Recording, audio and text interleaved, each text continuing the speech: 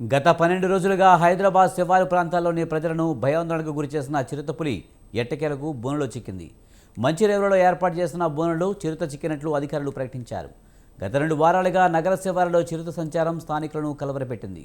మృగావని park హే grounds పరిధిలో ఈ చిరుత సంచారం తీవ్ర కలకలం రేపింది.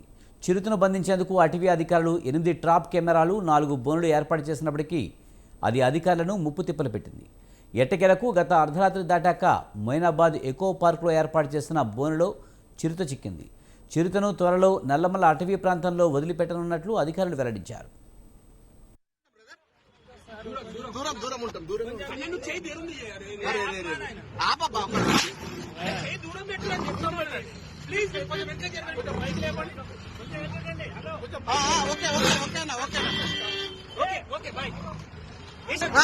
ఉంటాం బ్రదర్, దూరం ఉంటాం. దూరమే